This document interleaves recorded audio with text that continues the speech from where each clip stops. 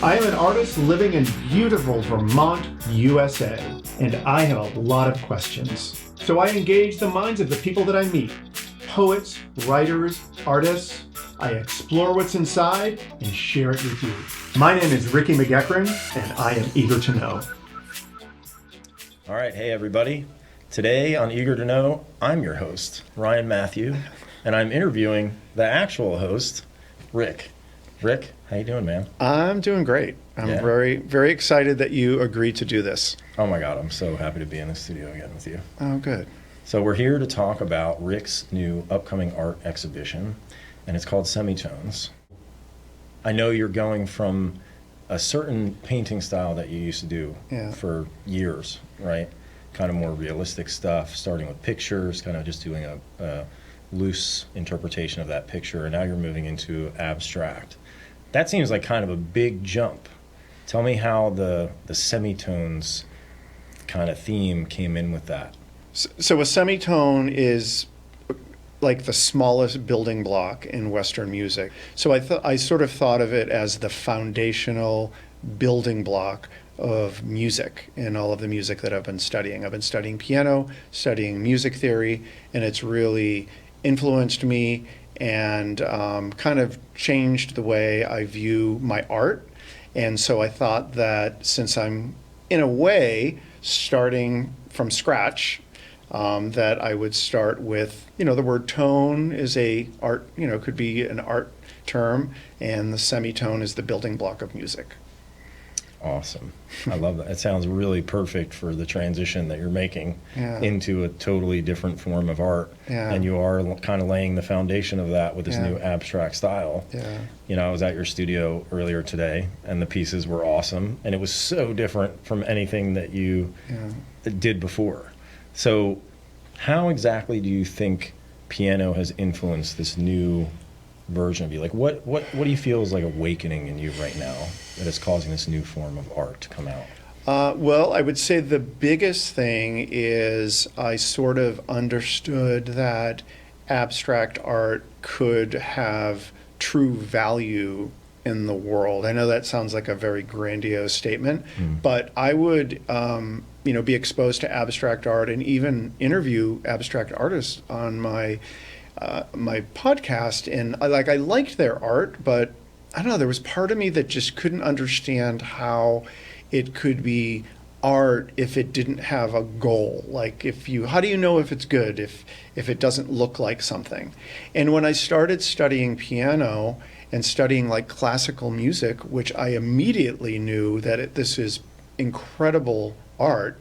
And then when I realized it's all abstract. I mean, Mozart is not trying to replicate the sound of trees blowing in the wind or the sound of waves. He is basically taking, different frequencies and audio frequencies, changes in audio pressure, and basically trying to make you feel a certain way and take you on a journey. And I realized that has true value in the world, and it made me realize that I could do the same thing with changes in light frequencies, which is color, and I could do the same thing, and it could be really incredible.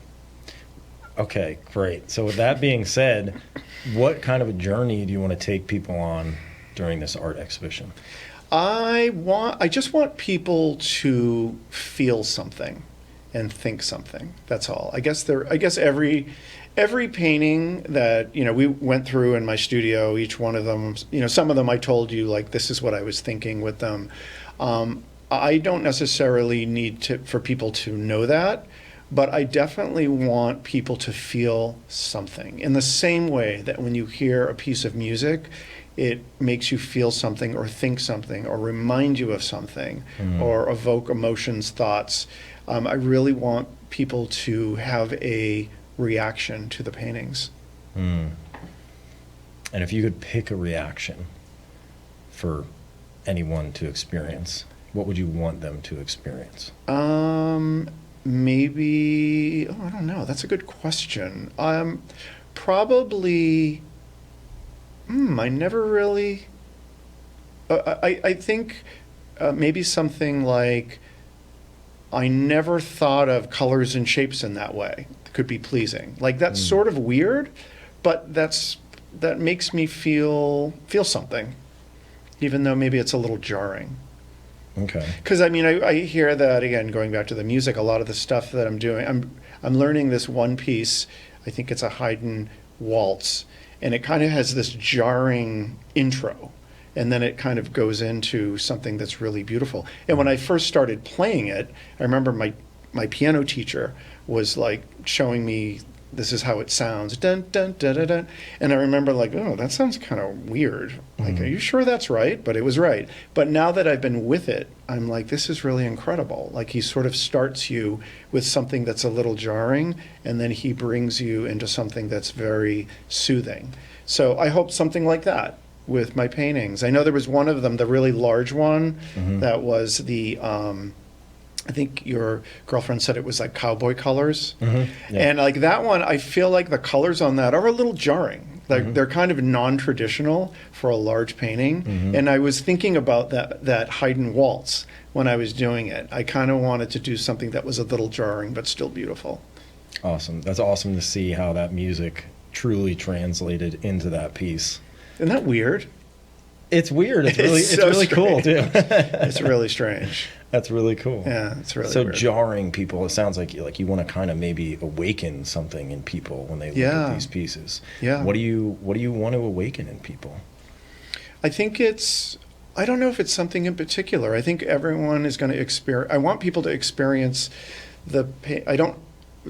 with their own, bring their own history and their own emotions, because the paintings are very semitones, foundational. It's all simple. Somewhat simple concepts and ideas and visual shapes. So it's kind of very, I don't know what the word I'm looking for. I keep using the word foundational. But yeah, it's basically about relationships and patterns and symmetry. And these things, I feel like that's very kind of like the simpler part of your brain, so it can kind of get at a lower level, at a lower frequency. So I don't know what it's going to shake up, but I want it to shake up something. Awesome. It definitely shook something up in me. And then when you played piano while we were looking at the paintings, it changed everything. That's so interesting. So just so everyone knows, we were at my studio, and I was telling them about my piano was in the studio, and they asked me to play piano, which I was not that enthusiastic about, but it's okay that it happened because, some of the stuff I'm playing is kind of difficult, so I can't play through. But that's interesting that you had that reaction. I did not expect that. It was like the paintings changed right as you started playing. It was like, oh, wow. Really? They almost started to move. Wow. I don't know. What do you think about that? Because you learning piano and music theory inspired this whole transition into this abstract art and inspired a lot of these pieces, right? Absolutely. So, I mean, I was really surprised when you said that. And then when I realized you were serious, I was really surprised. I guess it makes sense though, but it makes sense. But I never would have thought that. I would have never have thought that. But yeah, it does make sense because a lot of what I'm learning, a lot of the pieces that I practice piano every day.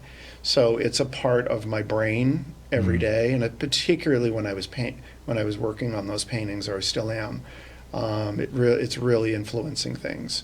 I'm not always listening to classical music while I'm painting, but sometimes I am, but I don't know. I mean, by classical music, modern music is all based on classical music, so it's kind of all the same thing. So I can just see how that would work. I feel like a big part of your future is going to be actually playing the piano at your art exhibitions. Really? I think I don't know. It changed something in me, All right. Yeah. Well, I think I would have to record it. Oh, whatever. I can't be like, I don't know. Right, you got to walk around and talk about it. We will work out the logistics. Right. Certainly anything is possible. And, and if I decide, we talked a little bit about musical composition, and, maybe in the future I will compose. I can totally see myself composing music along with paintings, for certain. Buy this soundtrack with this painting. Yeah, something like that. Right. That's Something cool. like that. But yeah, because the two are definitely, they are, the music and the visual, the painting are very close in my brain. They're not, it's not a perfect mapping, but they're definitely next to each other and they influence each other, as I'm sure they do for you. Yeah. You know, in your when you're playing music or composing music, I'm sure there is a visual component to that. It's a little less for me, but I totally see that. I definitely see. I'm not even sure, actually. But what I've never about even really thought about But what that. about lyrics? So to me, Lyrics, yes. So like lyrics is like the other part of it. So that's like the other side. There's like the music, there's the visual, but then there's the music, and then there's the storytelling with words. Right. That's the other. I feel like it's, you know, a linear progression. The other side of it would be the words. So I can see how there would be they would be very close in your brain. Yes. The storytelling with words and the music. Yes. And that's very similar to what you're saying. The music and the pictures, the painting, the visions that you're seeing. Yeah. You know, we did, the last time I was on this show, you interviewed me, which was really awesome. Yeah. And I don't know you that well, but Yeah. it's pretty clear for me to see that you're in a pretty big transition period in your life Yeah. as far as learning a new art form, you know, music, Yeah. piano, music theory, and you're switching your whole painting style. Yeah. Tell me a little bit about like what inspired that change. I think it's just something inside of me told me I need to do this. I don't know. I know that sounds kind of odd. And it's not like I have thoughts like that all the time, but I definitely had them at certain points of my life where something is telling me you need to go in this new direction. And it's very, it kind of felt that way. I felt like with what I was doing, I mean, I love the paintings that I had been doing, and I probably will continue to do those as well. But there was something about it that felt that I'm a little strange up here, and I don't think that my paintings were very strange. Okay. So I feel like this strangeness and the way that the unique way that I can see the world and comes out of my mouth all the time. Like if, you know, I think all my friends would think that I'm a little strange. It doesn't come out in my paintings. Those traditional paintings, and I think strange. Being a little weird is good. I just want to throw that out there to all the listeners. Being weird is good. Being a little strange is good. Totally fine with it. Yeah. I am totally fine with it. But I think that the paintings sort of express something that is a bit more unique, a unique aspect. Like more really you. Is that kind of what you're saying? Like a more authentic version of you? I probably wouldn't use those words. Okay. I probably wouldn't use those words. But I think that there's a part of, I think there's a part of all of us that is, you know, I don't know. I know that when I was a kid, I would fall asleep to music and I would see the music.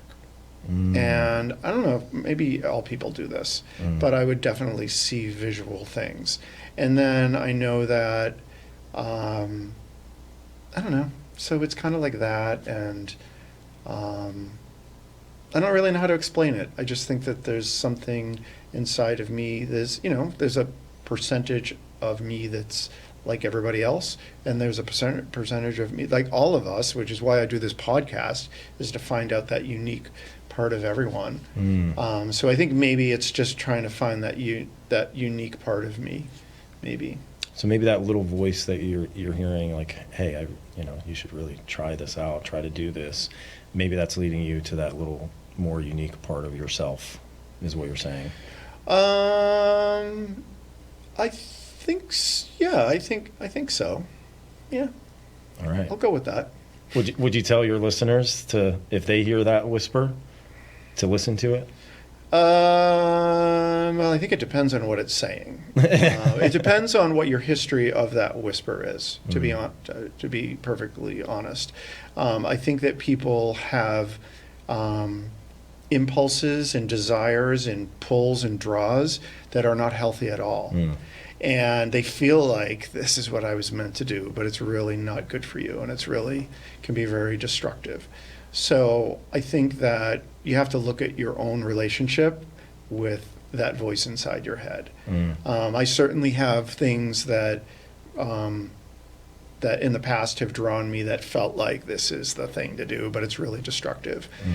That particular voice that I was referencing, it's a very soft, subtle, kind of a low frequency hum type of thing.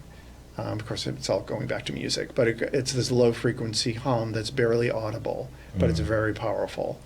So I don't know. I think people have to, I guess I would tell people to not, I don't want to be giving people advice, but I know what's worked for me is paying attention to all of it, all of it. And whether it's even, the things that make you feel bad, I think you should pay attention to that too. The things that make you feel stressed and anxious, and those are, you can learn from all of that. Really beautifully said. I know we talked a little bit about what you may want other people to experience or have that kind of jarring effect with these. Yeah. What do you want people to know about you through witnessing these paintings in this exhibition? I think I really just want people to feel something with the art. Awesome. I think they will. I You know think I felt so? something. Yeah. Yeah. I was really pleased with your response when you came in. You were definitely like, whoa. Yeah. I'm super excited for it. Oh. When is it? So the show is it's running in Saxons River, Vermont. The opening is Saturday, April 27th, 6 to 8, and you can go to rickyartist.com for more details. And well, there's really not that many more details, but it's basically that's all the details. Main Street Arts in Saxons River. The show runs. There's technically a preview on the 26th, which is Friday night, which, just so you know, it is going to be the Main Street Arts open mic. Oh. Which, so that is on the 26th. So you should consider coming and performing. We'll talk about that later. And we'll talk about that. But so technically the gallery is going to be open on the 26th. But the show runs until, it's very short. It's only till May 12th. But the opening is on the 27th. Okay. Awesome. Well, thanks so much for sharing this transition with us on your own show. Thanks for having me host. This was a blast. Yeah, no, I'm so glad that you came to do it. I know that you and I we don't know each other outside of I stumbled upon you through my transcendental meditation teachers. I invited you on. I really thought that the conversation that we had when you were on was one of the strongest episodes I had, and I really felt like we connected. And I knew when I wanted someone to do this, come take a look at the work. I really was curious about what you would think. And would you say you were eager to know? I was eager to know what you would think. And I'm so glad that you made the trip over here and to do it. Yeah, thanks for having me. It was an honor. My name is Ricky McGuckran, and you have been listening to Eager to Know, the podcast. If you haven't already, please go to Apple Podcasts and subscribe, rate, and review this podcast. Join me next week for another Eager to Know podcast.